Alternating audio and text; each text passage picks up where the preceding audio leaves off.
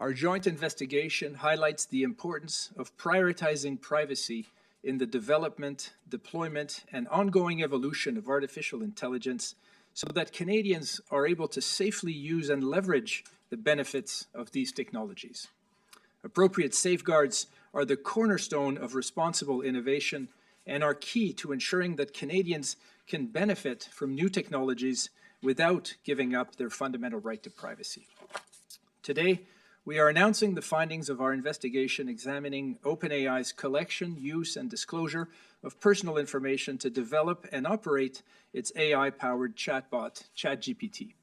Over the course of our investigation, we identified several concerns that led us to find that the way in which OpenAI had initially trained ChatGPT did not respect Canadian privacy laws. In particular, we found that OpenAI's collection and use of information to train its models was overly broad, resulting in the collection and use of sensitive personal information. Nous étions également préoccupés par des questions liées au consentement et à la transparence, par des inexactitudes dans les renseignements personnels fournis dans les résultats de ChatGPT, par l'impossibilité pour les individus concernés d'accéder à leurs renseignements, de les corriger et de les supprimer, ainsi que par un manquement en matière de responsabilité en ce qui concerne les renseignements personnels dont OpenAI a la gestion. OpenAI a lancé ChatGPT sans avoir pleinement pris en compte les risques connus en matière de protection de la vie privée. Ce lancement a exposé les Canadiennes et les Canadiens à des risques de préjudice, comme des atteintes à la vie privée et de la discrimination fondée sur les renseignements fournis à leur sujet. Following our investigation, OpenAI took important steps to improve privacy protections and has also agreed to implement further measures to address my office's concerns. These measures will significantly limit the personal information that is used to train new ChatGPT models and will better protect the fundamental right to privacy of Canadians. They will also make Canadians more aware of the implications of using ChatGPT. I've concluded that the measures that have been and that will be implemented by OpenAI will address the concerns identified during the investigation with respect to PIPEDA, Canada's federal privacy law for the private sector.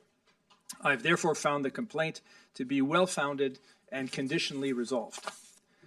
Chacun de nos commissariats a mené une enquête sur la conformité d'OpenAI avec la législation qui relève de sa compétence. Par conséquent, les conclusions varient en raison des différences entre les lois. Le commissariat continuera d'assurer une surveillance afin de veiller à ce qu'OpenAI continue de limiter les répercussions de ses services sur la vie privée des individus. This investigation also further reinforces the need to modernize Canada's privacy laws for the digital age. As AI is increasingly being integrated into personal and professional applications, and while current laws apply to AI, updated laws would help further support the safe deployment of new technologies to protect Canadians' fundamental right to privacy. I also expect that the findings of this investigation will inform and advance the privacy protective design of other AI-powered technologies. I would now like to invite my colleagues to further discuss our findings et je donne la parole à Maître Naomi Ayotte, vice-présidente à la Commission de l'accès à l'information du Québec. Merci, commissaire Dufresne. Bonjour à toutes et à tous. Je tiens d'abord à saluer mes collègues, les commissaires Dufresne, Harvey et McLeod, ainsi que leurs équipes avec qui la Commission a eu le privilège de collaborer dans le cadre de cette enquête majeure sur un sujet d'actualité, soit la collecte et l'utilisation de renseignements personnels à des fins d'entraînement et de déploiement d'un robot conversationnel propulsé par l'intelligence artificielle. Avec la loi 25, le Québec a fait un pas de géant pour moderniser ses règles de protection des renseignements personnels et prendre en compte les technologies. Malgré cela, des défis d'application demeurent face aux pratiques qui sont mises de l'avant par les entreprises.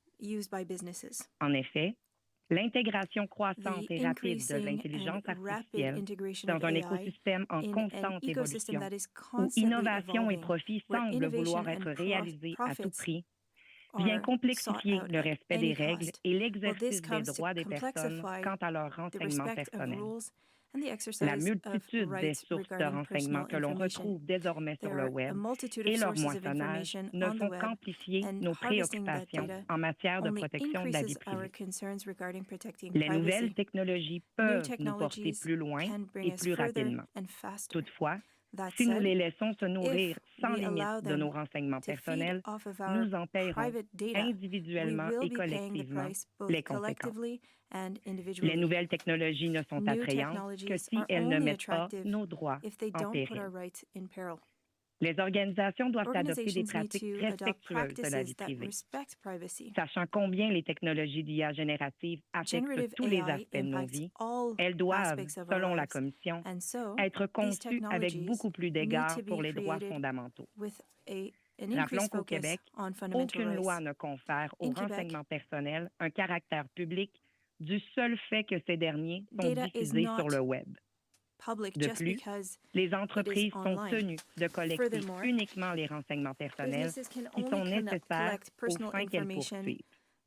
Dans le rapport de conclusion rendu public aujourd'hui, la Commission conclut notamment qu'OpenAI a omis de mettre en place des mesures suffisantes pour assurer la protection des renseignements personnels des Québécoises et des Québécois au regard des obligations prévues à la Loi sur la protection des renseignements personnels dans le secteur privé. La Commission a considéré qu'OpenAI n'a pas, lors de sa collecte de renseignements personnels sur le Web, mis en place des mesures raisonnables afin de s'assurer du respect de l'obligation d'information auprès des personnes concernées ou d'obtenir un consentement lorsque requis. Ne donnez pas en temps utile aux utilisateurs de sa version Web gratuite de ChatGPT l'information nécessaire concernant l'utilisation de leur clavardage, lesquels peuvent contenir des renseignements personnels aux fins de développement de ces algorithmes. Ne s'est pas assuré que les paramètres de confidentialité relatifs à l'utilisation des clavardages assurent, par défaut, le plus haut niveau de confidentialité. La Commission souligne qu'OpenAI a instauré en cours d'enquête, notamment sur la base des recommandations qui lui ont été faites, de nouvelles mesures en limitant la collecte des renseignements personnels et en entraînant un nouveau modèle d'IA. Cela démontre la capacité pour les entreprises à trouver des solutions novatrices pour atténuer les risques pour la vie privée. Ce rapport de conclusion met en lumière que les entreprises technologiques ne peuvent pas négliger la protection de la vie privée au nom de l'innovation. Elles doivent mettre la protection des renseignements personnels au cœur de leur développement afin d'assumer pleinement leurs responsabilités. La Commission entend surveiller la mise en œuvre par OpenAI des recommandations conjointes et des recommandations propres au Québec contenues au rapport de conclusion afin d'assurer la protection des renseignements personnels des Québécoises et des Québécois. Je cède maintenant la parole à mon collègue de la Colombie-Britannique, le commissaire Michael Harvey. President Ayotte, and good morning, everyone. The report we're releasing today speaks to a fundamental disconnect between how one of the world's most popular and widely used artificial intelligence applications works and what our privacy law and the principles that underpin it demand. It highlights how far we need to go to create an environment where trustworthy innovation in AI can thrive, and it shows the extent of changes we need both from innovators and from our laws to make that happen. My office joined our federal and provincial counterparts to examine OpenAI's compliance with our respective privacy laws, in our case, BC's Personal Information Protection Act, or PIPA. We assessed OpenAI's collection, use, and disclosure of personal information with ChatGPT against the privacy protections our legislation provides the people of our province. What we found was that OpenAI can contravene PIPA in all but one of the 13 issues we investigated. To initially train ChatGPT, OpenAI scraped vast amounts of personal information from publicly accessible websites. This was widespread and indiscriminate: social media, discussion forums, blog posts, news outlets, and more, whether from a child or an adult. All of this publicly sourced information was obtained without any type of consent recognized under PIPA. In contrast, I am encouraged that OpenAI has taken positive steps to improve their practices, including retiring the initial ChatGPT models that we investigated, introducing filtering tools, changes to their data practices, and a commitment to compliance reporting. As a regulator, I must note, though, that the core issue remains unresolved. We're left at an impasse. On the one hand, AI applications have potentially transformative benefits. But in certain cases, such as the one before us, applications are developed without adequate privacy considerations. And on the other hand, those privacy laws were written for a different era and are strained to the breaking point. Both companies and the law have to change. In BC, I have written to our Minister of Citizen Services urging the government to act without delay to modernize our legislation to respond to today's challenges. This doesn't mean removing guardrails as this powerful technology races ahead. Instead, it means putting the onus on organizations to earn the trust of the people whose data they use. We need to start with consent, but where that is neither feasible nor appropriate, we need other legal authorizations in PIPA that come with strong guardrails, robust independent oversight, and the burden for compliance on the people profiting from the use of people's data. The goal is a BC where companies innovate and compete on how to empower people with control over their own innovation, not on how to deprive them of their autonomy over their data and extract value from it. Ultimately, the principal beneficiaries of the use of personal information must be the people to whom it belongs. We need to make sure that AI works for us, not the other way around. This is how we can lay the groundwork for trustworthy innovation. And this report makes clear just how much work we have ahead to make that a reality. Thank you. Pass it to Diane McLeod, Commissioner from Alberta, who is joining us virtually.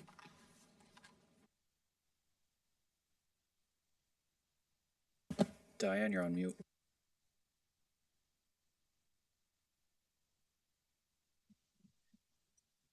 My apologies. I'll start again. First of all, thank you to my colleagues for their remarks. From the Alberta perspective, I want to note first that it is unfortunate and disappointing that technology companies have moved ahead so quickly with new developments and innovations without first ensuring that they are adhering to... Pardon? You're on mute. Not on mute. Go ahead, please. You're fine right now. Yes. Oh, okay. Sorry, I'll start again.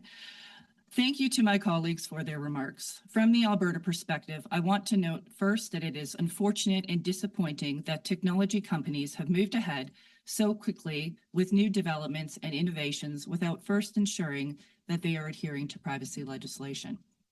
Our investigation found that OpenAI did not appear to pay adequate attention to privacy compliance in its development and deployment of ChatGPT, which is very troubling. The first ChatGPT model was launched in 2022, nearly 2 decades after privacy law in Canada applied to the private sector. The failure to ensure privacy is respected in ChatGPT development and deployment led to 12 findings of non-compliance with our respective privacy laws in Canada. This is unacceptable in a world where privacy rights are highly valued and fiercely guarded. In Canada, the right to privacy is a quasi-constitutional right. All technology companies designing and deploying AI should understand their duty to ensure privacy is protected as the law requires. That said, this investigation has shone a light on one of the biggest challenges to privacy protection in history. Technology has been moving so quickly, in particular in regard to AI. Personal information is being collected in ways that were not even contemplated when our privacy laws were written. As my colleagues have noted, the methods these companies use, scraping data from publicly accessible websites, could never be carried out in ways that would meet the consent requirements of Alberta's Personal Information Protection Act, or PIPA. My office has advocated for some time that changes be made to PIPA to allow for technology innovation but still provide privacy safeguards. Consent-based protections, for example, may no longer be feasible in an age when technology companies have easy access to so much information about individuals on the internet. Other options must be found. My office has been working to connect with the technology sector to ensure privacy is considered at all phases of technology development and deployment. We have also called on our government to regulate AI uses. The kind of regulation would require companies like OpenAI to evaluate the risks of this technology and to mitigate those risks before launch. Some may worry that we are trying to close the barn door after the horse has already bolted. There is a grain of truth to that. Technologies are moving so quickly that it is indeed challenging and perhaps even impossible to get ahead of it with legislation or regulation. However, there is always an opportunity to erect a fence or a corral around the barn. If you'll allow me to take the metaphor further, guardrails must be established to ensure technology companies are accountable for privacy protection. The incredible advancements in technology such as AI would have strained believability only a few years ago, yet these technologies are more ever present in our world. So it is reasonable to believe that we also have the expertise to find the necessary solutions, to develop new technologies in ways that safeguard privacy, and to include privacy in the design of new technologies. Perhaps the same type of innovative minds that develop these new technologies should work alongside privacy regulators to find creative ways to ensure privacy protection. My hope is that OpenAI has learned from this investigation and that other technology companies that are developing and deploying AI or other novel technologies also learn from this report that privacy must be a top priority and cannot be an afterthought. Thank you. All right, we'll now turn to some questions. I see about 10 people on the list in the room. You can do the math on how much time each question and answer could take to get everyone in. We will start with Olivia Stefanovic, CBC. Thank you so much. Since you launched your investigation, the Tumbler Ridge tragedy happened, and I'm just wondering if any of you have more concerns based on what you've seen in that case, and why should Canadians trust OpenAI based on what you've seen and the improvements that you say it's made? Thank you for the question. So first of all, we have identified a number of shortcomings in terms of how OpenAI developed the initial models of ChatGPT. We're highlighting those in the report in terms of the scope, in terms of the consent, the accuracy, and so on. That said, in the course of the investigation, and because of the investigation, OpenAI collaborated, engaged with us, and put in place a number of measures to mitigate those risks. And this is why, from a federal perspective at least, I was able to find that they are ultimately resolved, those concerns that have been identified. So the engagement from my perspective has been good, and I would expect that this continues and take place in the context of the Tumbler Ridge situation, which really raises a separate issue of what should be the duty of organizations in terms of disclosing risks to authorities. And that's an important question. Canadians have to be protected. We need to find ways, and the government is working on this, and this may lead to some amendments. This may well be taken up by Parliament. At the end of the day, we need to be able to protect Canadians, do it in a way that protects privacy. And some of our key messages in this investigation go to that. We need to prioritize privacy at the outset. Privacy is not an obstacle to innovation, to the economy, and it's certainly not an obstacle to public safety. We need to work together to get that balancing right. I don't know if my colleagues, perhaps from DC, want to add. Certainly. This investigation focused on primarily how ChatGPT trained and then used its models, or how OpenAI trained and used ChatGPT. The specific circumstances of Tumbler Ridge are, of course, a very specific use in that instance, and PIPA is engaged. So I guess from a BC regulator's perspective, the first thing I should say is that our first thoughts after the tragedy in Tumbler Ridge were for that community itself, for the people that were, and family in the community that were harmed. And that will remain foremost in our minds as we consider, as now with our legislative mandate, how we will consider how the Personal Information Protection Act has been engaged with this specific instance, and we're going to be trying to understand the best way that our office can add value. So we're monitoring these issues very carefully, and as you may know, there are many investigations ongoing to Tumbler Ridge. We're going to be considering how best we can add value, and we will communicate about that when it's appropriate. Thank you. Not sure if Alberta or Quebec would have anything to add on that. I will add a remark, and I would like to echo the comments of both Commissioner Dufresne and Commissioner Harvey with respect to the Tumbler Ridge incident.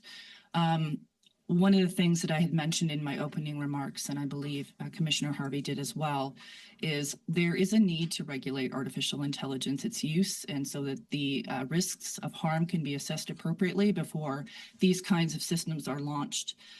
The question asked goes beyond our mandate to a certain extent. It often falls into the purview of privacy regulators because we're so connected to the kinds of issues that we're looking at from an artificial intelligence evaluation perspective. So we here in Alberta have called on our government to regulate artificial intelligence, and I think it's an important thing that we consider that at all levels of government to Canada so that we ensure adequate protections. Thank you. As a follow-up, the Heritage Minister has said that the federal government has no choice but to act on social media use to protect young people. Do you agree with the minister, and do you think there should be a social media ban and a ban as well on AI chatbots based on your study? Thank you for the question. Protecting children and protecting children's privacy has been one of my priorities and one of our collective priorities as a community of privacy regulators here and in fact around the world. So we have just issued a couple of days ago guidance from a federal perspective on age assurance and looking at the best interest of children. How can we make sure that children are protected online? And in some cases, it may mean that they should not have access to certain websites where there's a greater risk.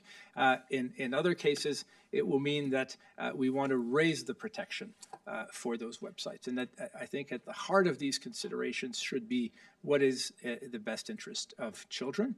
The first step need not necessarily be a ban. I think the first step should be, can we fix the underlying issue? Can we make it more privacy protective? Can we make it more safe for everyone, but particularly for children? In areas where we cannot, I think that there's a growing discussion on this, and I think the goal is to reach this balance where you're protecting children, but you're also giving them the ability to evolve in this increasingly digital world. Laura Osmond, The Logic. Thanks for doing this today. You all mentioned to some degree the inadequacy of our current privacy laws. Can you just expand a little bit on how far short they are falling in this sort of digital age, how they're leaving Canadians vulnerable, and what specifically needs to be changed or updated to fix that? Thank you for the question. So briefly, from a federal perspective, and this may be the area where there's a difference between federal and provincial aspects. The issue of consent as a basis, the obligations to obtain consent, creates a tension when you're talking about artificial intelligence development.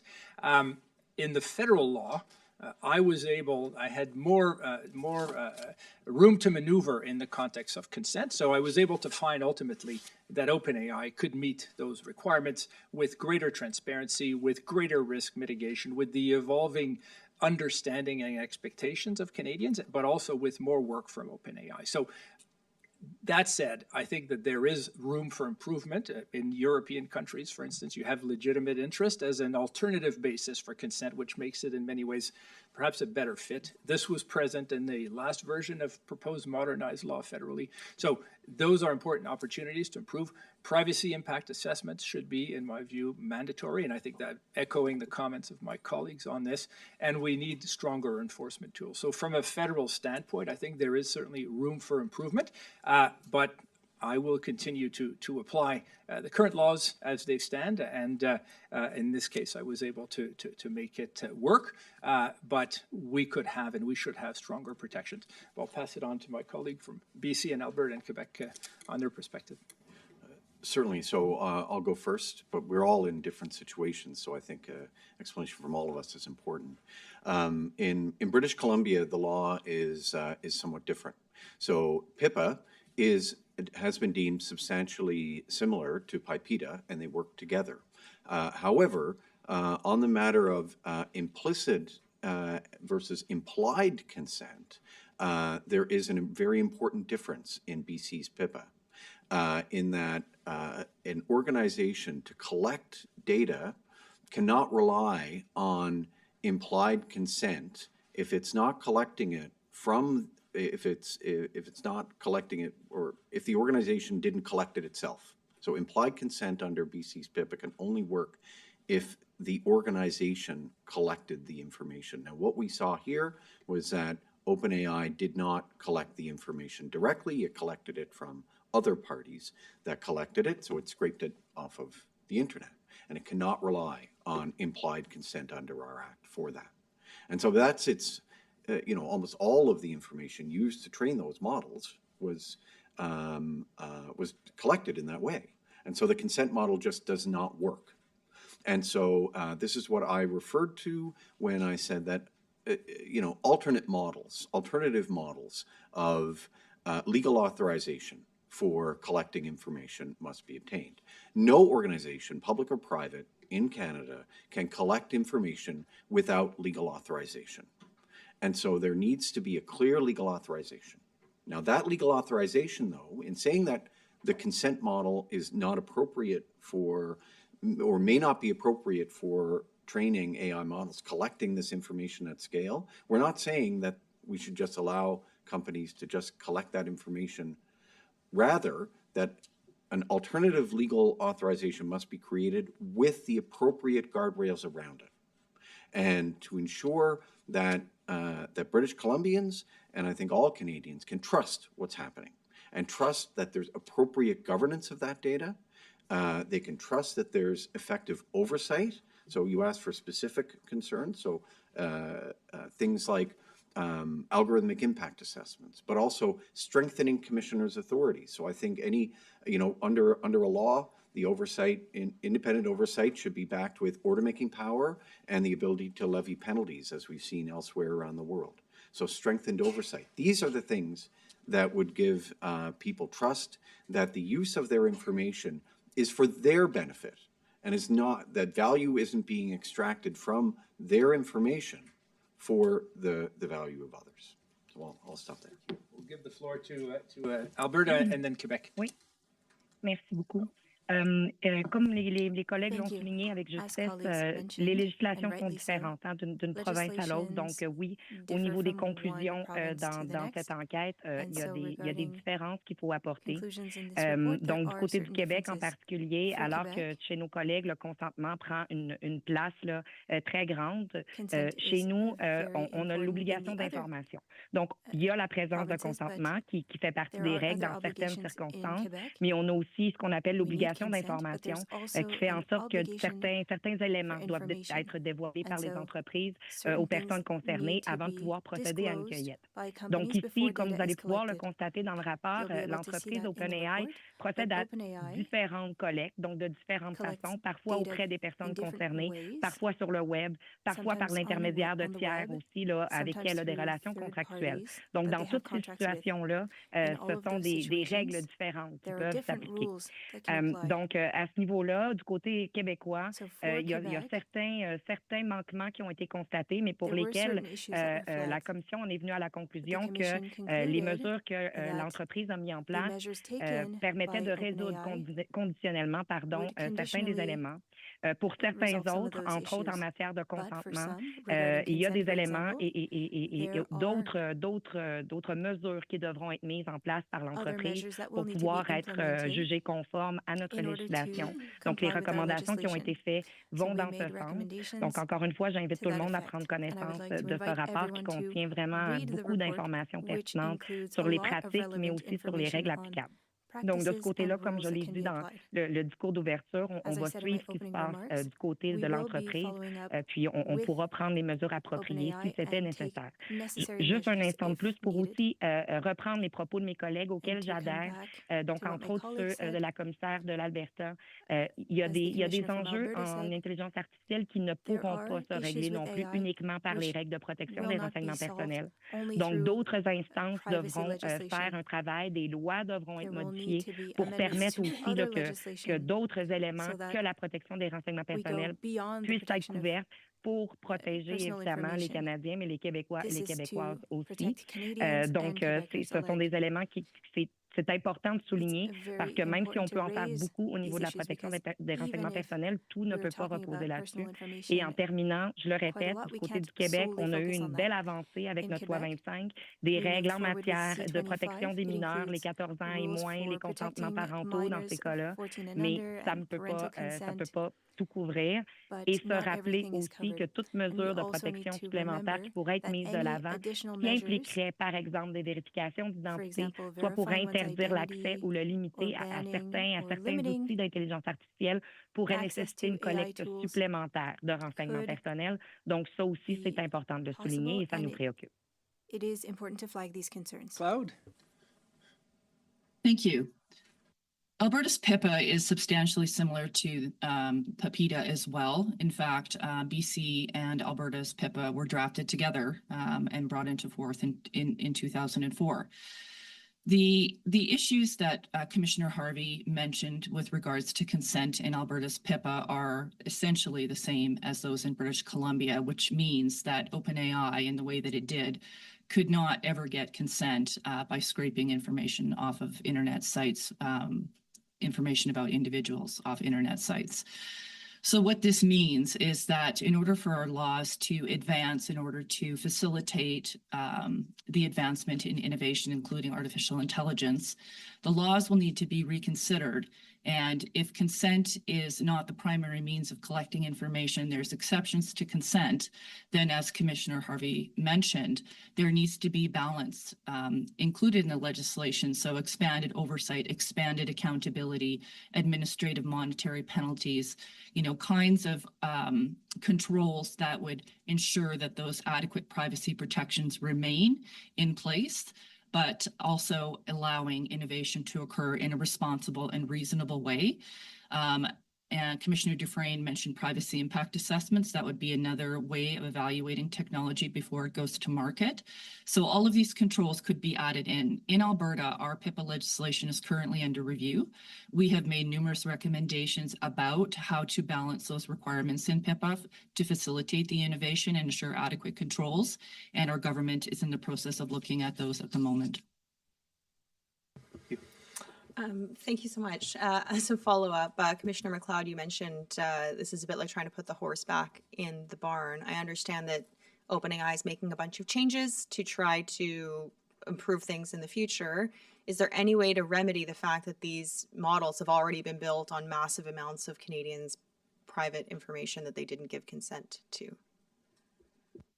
Well, I think it's important to consider what kind of information they have and the ability to decouple that information from a training model.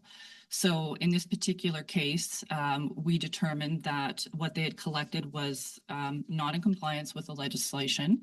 One of the recommendations we made was around retention of the data included in those models. There was some assertions put forward by OpenAI that they are no longer using the very models that we were investigating in terms of the overcollection and non-compliance. And so I think it's important right now for me as a regulator to consider whether or not Albertans' personal information is something that we need to think about in terms of asking for deletion, considering they didn't have authority to collect that in the first place, if they're no longer using that information to train their models. So because we still have to assess those assertions, we can't determine at this point what steps we need to take, but we will continue to consider those steps. And to say that under federal law, under PIPEDA, AI can be developed. So that's one of the differences where our conclusions, and those are set out in the report, where we've found federally that they were not initially done in a legally compliant way, and we're showing how they should have done that and how others should do that. And that means dealing with the reasonable expectations of Canadians, being very transparent, limiting the scope of what you're collecting and having these types of approach, using innovation to protect privacy, having retention mechanism, making it user-friendly for Canadians to know what information is there. If they don't want to be there, how can you opt out? So this shows in a way the powerful impact that an investigation like this one can have. But ideally, we wouldn't have to do this if privacy by design was applied. But really, my message is we can federally develop AI, but we need to be prioritizing privacy. I might wish to clarify, though, that we investigated OpenAI's ChatGPT, and ChatGPT had a specific approach that was used. OpenAI used a specific approach to train ChatGPT where it scraped information off of basically the entire internet at that time, the entire what is sometimes called the open internet. But there's many other AI applications beyond. ChatGPT is an example of a large language model and an AI chatbot. But there's many AI applications, and we know that essentially all AI use cases use big data to train their models. That's a feature of machine learning, but they don't all scrape the entire internet. It's important to say that our findings are about OpenAI and ChatGPT, and not necessarily every AI application that's being used. And there's many, many different types of AI applications used as innovation is progressing in Canada and around the world every day. Yeah, I would just like to clarify that as well. Commissioner Harvey is correct. In fact, we have many applications of artificial intelligence operating in Alberta that we have reviewed from a privacy perspective. So artificial intelligence can and is being developed in Alberta and in compliance with our laws. And as Commissioner Harvey said, it was just this type of collecting of data that was problematic in this instance. Okay, again, I'd like to amplify that we have quite a few reporters here with a lot of questions, so some combination of speed or brevity would be helpful to get a lot of questions in here. En suivant, Monsieur Sabat, La Presse canadienne. Bonjour, Michel Sabat, la presse canadienne. Monsieur Dufresne, vous dites essentiellement que votre enquête renforce la nécessité de renforcer les lois sur la vie privée. Donc, en termes clairs, peut-être avec un exemple s'il le faut, qu'aimeriez-vous voir dans une modernisation de la loi? Ce que j'aimerais voir, c'est un renforcement du régime, par exemple, le pouvoir d'émettre des ordonnances, le pouvoir d'imposer des amendes s'il y a des violations, et aussi l'obligation de faire des évaluations de la vie privée au début du processus, avant de lancer des initiatives. Et il y a d'autres choses, mais je pense qu'en gros, il faut envoyer un message que la vie privée et l'innovation, ça va ensemble. En fait, la vie privée, ça encourage l'innovation parce que ça génère la confiance. Bien, je vais rebondir là-dessus. Madame Ayotte, je crois que la Commission au Québec peut imposer des amendes. Pourquoi n'en imposez-vous pas dès à présent? Après tout, la compagnie a violé les lois et ne faut-il pas montrer qu'il y a des conséquences qu'il faut punir? Merci pour la question. Donc oui, vous avez raison. Du côté du Québec, nous avons un régime renforcé. Donc les éléments que mon collègue, M. Dufresne, vient de mentionner, nous les avons au Québec. Donc, entre autres, l'obligation de faire une évaluation des facteurs relatifs à la vie privée avant tout projet technologique, c'est présent, c'est là. Aussi, l'imposition possible de sanctions administratives pécuniaires dans certains cas du côté du secteur privé et les sanctions pénales.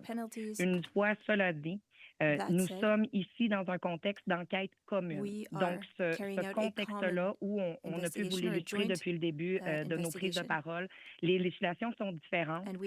Donc, nous n'avons pas tous les mêmes pouvoirs, nous n'avons pas tous les mêmes lois. Donc, à ce stade-ci, étant donné les manquements qui ont été constatés, étant donné les actions qui ont été posées par l'entreprise à ce jour, le choix qui a été fait par le commissaire au dossier est de procéder à des recommandations. Donc, dans ce contexte-là, quand on est dans un contexte de recommandation, nous ne sommes pas rendus au moment où on imposerait des sanctions pénales pour prendre cet exemple-là. Vous savez, il y a des gradations dans tout ça, là, donc, puis on a aussi un cadre d'application pour les sanctions administratives pécuniaires qui explique bien la situation, là, en ce sens que on y va par étapes quand c'est possible, puis je ne prétends pas qu'il n'y a pas des manquements où ce serait directement un cas de sanctions pénales, mais ici, dans le contexte donc d'une enquête commune, ce sont les recommandations qui ont été mises de l'avant.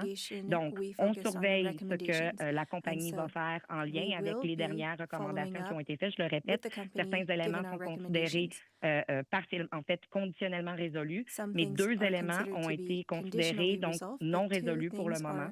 Donc, on suit ça attentivement et la Commission n'hésitera pas à utiliser ses pouvoirs de surveillance, y compris ceux de sanctions pénales s'il le faut. Mais tout ça précédé évidemment d'enquête ou d'inspection. Donc, nous avons les pouvoirs, nous sommes heureux de les avoir et nous allons les exercer lorsque c'est approprié de le faire.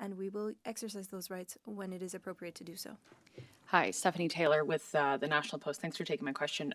For Mr. Dufresne, what is your understanding about why OpenAI didn't respect privacy laws and take into account what you characterize as known privacy issues in the first place? Did you ask the company that, and what was their response? Well, in the report, we look at the issue of accountability, and we find that there was a lack of accountability, and we have some statements from leaders of the organization at the time saying we felt we had to move. We knew that there were others out there, and so we launched it without having done limited testing. So I can't speak for them, but there was a sense that they had to move quickly, but we found that problematic. We found that there were things that they could have done, and indeed that they have now done, that should have taken place before this was launched. And so that's the key message to organization is you can do this beforehand. You have to do this beforehand. And so rushing it to market will be problematic. Just as a follow-up, some of the recommendations, it seems like there's some timestamps within 3 and 6 months, but millions of Canadians are going to be using ChatGPT likely today. So just to be clear, can Canadians today trust ChatGPT in terms of how it collects its data, handles their data? Well, from a federal perspective, the answer is yes. I am finding this to be conditionally resolved, and the company has taken steps to limit the scope of the information that it is using to train the models, to be putting in place some retention mechanism to make it more user-friendly. They will be doing more things to make it clear for Canadians. They will be communicating in a more user-friendly way, in a bilingual way. So we're going to be monitoring all of those things. We're going to be getting periodic reports. And if there are issues that arise where this is not being done, we will take the appropriate actions. But I'll pass it on to my colleagues for their perspective. Sure. So I'll go first. What I will say is that it was a clear finding of our report that that ChatGPT is not compliant and cannot be compliant because of the requirement for implied consent. That said, we have at the BCO-IPC developed an infographic to provide advice to people in British Columbia about how they can best use really any similar platform in a manner that is safe and privacy, or as safe as possible and privacy protective as possible under the circumstances. And I would say that we also are encouraged by many of the things that we've seen ChatGPT do over the course of the investigation. And we're also encouraged by a number of the commitments that they've committed to make. And with our partners, we will be monitoring their compliance with those commitments. Thank you, merci. Boris Poul, Le Devoir. Oui, bonjour, Madame Ayotte, Boris Proulx, Le Devoir. Ma question est pour vous. Votre recommandation numéro 1, excusez-moi, mais je ne la comprends pas. Est-ce qu'il n'y a pas, avant d'utiliser ChatGPT, une espèce de case à cocher, j'accepte les conditions, puis là, où on peut aller les lire sur une page web séparée où il y a 2500 pages de texte, puis il est écrit quelque part que vos données peuvent être utilisées. Vous voyez où je veux en venir? Est-ce que ça, c'est pas une mesure raisonnable, comme vous dites, de consentement pour recueillir des données personnelles? Comment vous mettez ça en place? Merci pour cette question. Donc, écoutez, comme je l'ai mentionné tout à l'heure, dans cette enquête-là, dans les pratiques d'OpenAI, plusieurs modes de collecte différents existent. Donc, celui auquel vous faites référence, en fait, implique qu'on est un utilisateur qui est en train d'utiliser donc le ChatGPT. Dans l'enquête, ce qu'on couvre aussi, on a parlé d'entraînement des modèles. Donc, à ce stade-là, il n'y a pas d'utilisateur qui est en train, qui est devant l'outil, qui est en train de l'utiliser. Donc, il n'y a pas de case à cocher. On est revenu donc à explorer ce qu'ils ont fait en moyen de moissonnage, entre autres. Donc, pour entraîner les algorithmes et pour les faire évoluer, on est allé chercher des sources autres que ça. Donc, ça, je pense que ça peut répondre à un bout de votre interrogation. Ensuite, l'obligation d'information et dans certains cas, le consentement. On n'ira pas dans le technique de la différence entre les deux. Mais les personnes doivent être correctement informées. Donc, dans ce que vous abordez, oui, on pourra nous présenter de l'information, on pourra avoir des cases en cocher. Il en faut d'ailleurs, on souhaite qu'elle soit présentée au bon moment, mais vous comprendrez que la loi prévoit expressément quelles informations doivent être données. Ça doit être fait avant que les collectes débutent. Ça doit être en termes simples et clairs.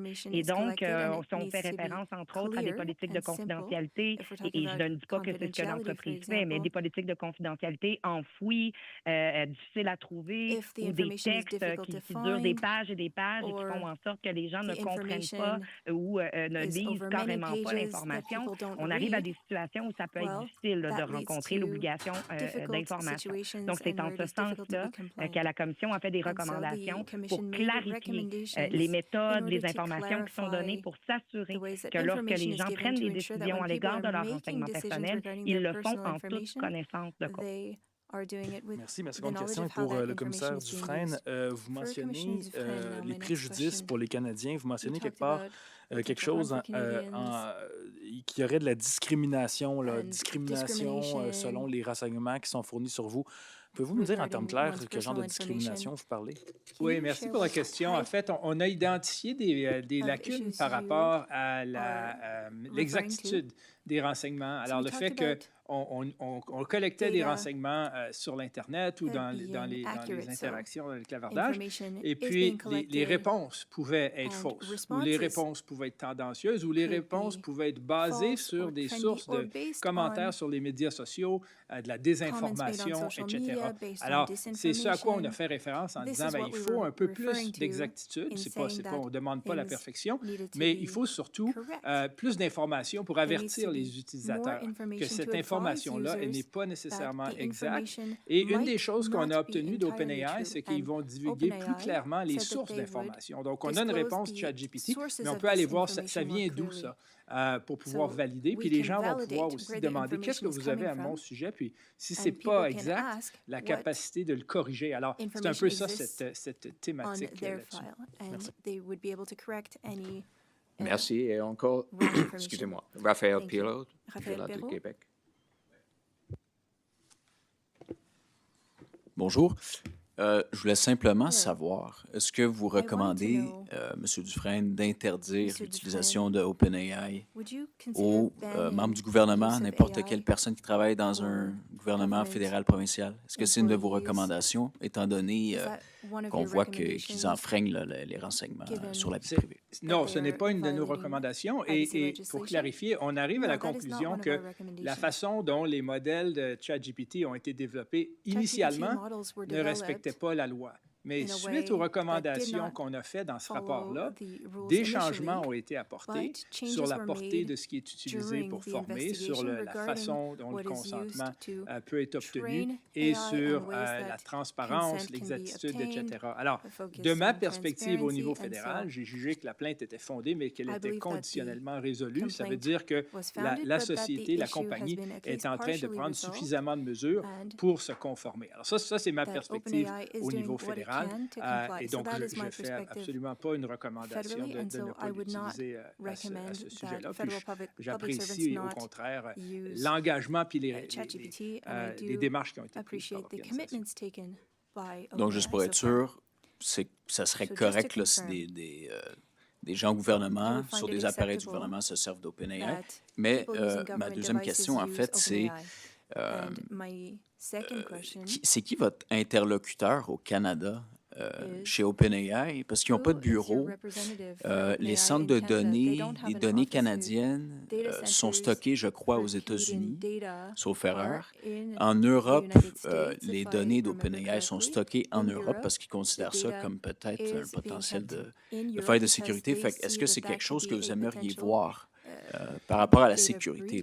Oui, ben, en fait, par rapport à la sécurité, les données qui quittent le Canada, une de mes recommandations, justement, d'avoir une modernisation des lois, c'est d'avoir un régime un peu plus strict sur la protection des données canadiennes qui quittent le Canada. Je pense que c'est un enjeu là, dont on parle de plus en plus, la souveraineté numérique et tout ça. Mais par rapport à notre interlocuteur, c'est OpenAI, c'est les procureurs d'OpenAI, parce que la loi canadienne s'applique à OpenAI du fait que OpenAI a un impact sur les Canadiens. Alors, ils n'ont pas besoin d'avoir un bureau au Canada, ils n'ont pas besoin d'être localisés comme ça. Notre juridiction s'applique à eux. J'aimerais réagir, si vous le permettez, juste par rapport à la première portion de votre question. Donc, évidemment, là, vous pourrez le constater à la lecture du rapport, notre enquête n'a pas porté sur autre élément que les renseignements personnels qui pouvaient être utilisés par le système. Mais votre question, en disant peut être utilisée par des membres du gouvernement, pour moi, je ne peux pas faire autrement que quand même préciser que, donc, dans un contexte de travail aussi, il y a de l'information confidentielle. Quand on travaille pour le gouvernement qu'on manipule à tous les jours. Donc, c'est le côté accès à l'information qui m'interpelle un peu ici. Puis, je ressens le besoin de quand même dire qu'il y a les éléments de protection des renseignements personnels qui nous interpellent dans l'outil. Mais évidemment, on ne peut pas... La loi sur l'accès du côté québécois protège les informations, certaines informations qui doivent demeurer confidentielles au sein du gouvernement. Puis, quand on dépose des renseignements ou qu'on pose des questions à ces outils-là, bien, on communique des informations vers l'entreprise. Donc, encore une fois, les conditions d'utilisation. Et évidemment, ces entreprises-là, excusez-moi de me couper moi-même, mais il y a des contrats, là, puis il y a des versions qui sont disponibles dans certains contextes pour pouvoir justement naviguer dans cet univers-là. Mais ne perdons pas de vue que lorsqu'on pose des questions à des robots conversationnels, on lui communique des informations.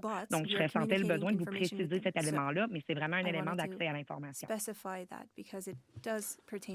Okay, we have 5 minutes left to ensure linguistic duality. One question for Marlo Glass et une question pour Julienne Lapointe, Radio-Canada.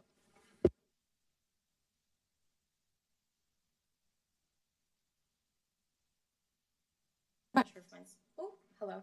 My question is for Diane McLeod about the leak of Alberta's list of provincial voters. Elections Alberta and the RCMP have launched separate investigations. Is your office involved or will be investigating? Thank you for the question. Yes, we are looking at this matter. We have been in touch with the Chief Electoral Office and the representatives there to determine what steps they are taking under the Elections Act. And we are currently assessing what our jurisdiction may be over the body that created the app and made the information available. So we should be releasing information later this week on that front. Politicians and private citizens have been public about their concerns about their safety and their private information being public. What is your response to that? Well, it's a very serious issue, and Albertans are very concerned. At our office, we're receiving numerous calls about the matter, and we certainly are following what's going on in the media, and we're paying close attention. And if we should have some information available tomorrow about the work our office is doing in this regard. Thank you.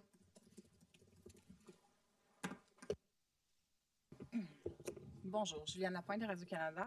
Julienne Lapointe, Radio-Canada. Quand on y pense vraiment, vous avez mentionné plutôt le besoin d'avoir des sanctions, mais quand on y pense, essentiellement, le message qui est véhiculé aux Canadiens, c'est que quand on fait de la vitesse, on doit payer une amende. Quand nos impôts sont en retard, on paye un prix sur cet impôt-là. Est-ce qu'en n'ayant pas de sanctions pour quelqu'un qui contrevient à la loi, prend des renseignements, on n'est pas un peu en train de lancer un message que finalement, il n'y en a pas de risque, puis que c'est pas grave. Puis je vous pose la question parce qu'on entend beaucoup ce que le gouvernement doit faire, mais inévitablement, on doit se dire aussi qu'il y a des gens pour qui il y a des gens qui sont bien au fait que leurs données sont utilisées peut-être par ces robots-là, mais qui se disent, ben, c'est pas grave, au moins je l'aurai ma thérapie gratuitement. Donc, j'aimerais peut-être vous entendre là-dessus, ce message-là qu'on lance à la population en ne serrant pas la vis davantage. Je suis d'accord avec vous. Et puis, pour réitérer, moi, je n'ai pas le pouvoir d'émettre des sanctions financières ou des ordonnances en vertu de la loi fédérale. Et c'est quelque chose que je demande au gouvernement depuis ma nomination comme commissaire. Et vous avez absolument raison. La présence de ce risque de sanction-là, ça va motiver n'importe quelle organisation à agir plus rapidement, de façon plus prudente. C'est la même chose que c'est le même impact sur nous toutes et tous. Alors, moi, mon objectif, c'est d'avoir ce pouvoir-là, pas pour l'exercer souvent nécessairement, mais ça mène à des meilleures décisions. Alors, il faut absolument faire ça. Et pour le message aux Canadiennes et Canadiens, je pense que le message, c'est que les lois existent, on les utilise au maximum de notre capacité, on obtient des changements importants, on va continuer de le faire, mais certainement, on pourrait faire beaucoup plus avec des lois modernisées. En relance, est-ce que c'est pas risqué alors? Vous dites qu'il y a des lois qui existent, mais visiblement, on les contourne, les lois, et ces entreprises-là s'en sortent avec un remerciement d'avoir fait des ajustements. Donc, les lois, elles sont là, mais est-ce que c'est pas risqué dans ce contexte-là d'y aller avec le lancement d'une stratégie sur l'intelligence artificielle de la part du gouvernement, par exemple? Moi, je ne pense pas que c'est mutuellement exclusif. Je pense que le gouvernement peut faire la promotion d'une industrie et en même temps renforcer les lois sur la protection des renseignements personnels. Et en fait, je pense que c'est un cercle vertueux. Je pense que si on renforce la protection de la vie privée, si on met des sanctions plus fortes, on augmente la confiance. On augmente la confiance des Canadiennes et des Canadiens, on augmente la confiance des consommateurs. C'est bon pour l'économie, c'est bon surtout pour les gens. On parle d'un droit fondamental, mes collègues l'ont mentionné. Alors, je suis absolument d'accord avec vous. Il faut renforcer ces lois-là, ça devrait être une priorité. We save so much time. We have time for one last question. Maria Collins, Wire Report. Thank you. In your guidelines published earlier this week on privacy protective age assurance, you said developers should ensure deletion of any personal information that they gathered after processing an age result. In terms of today's findings, can you talk a little bit more about how OpenAI is governing the retention and deletion of personal information to protect against a potential breach? Well, thank you for the question. And so we pushed to they didn't have a clear retention schedule at the outset, and now they do as a result of this investigation. So it's going to include new technological approaches. They're going to be providing us with some updates on this, and they're going to be discontinuing some use of information over time when it's no longer necessary. And so we're going to be monitoring this, but this is an example of a clear gap that we identified in this investigation and that led to those recommendations. Maybe ask if my colleague Diane McLeod has more to add on that point. Oh, thank you, Philippe. Yes, I think you covered it nicely. It is a requirement in PIPA that organizations have retention and destruction policies and procedures. And as Commissioner Dufresne just indicated, this was something that our report identified, and our recommendations were made regarding it. And OpenAI has indicated that they will comply with that. All right. Thank you very much for everyone's time today. Merci beaucoup. Miigwech. See you all again soon.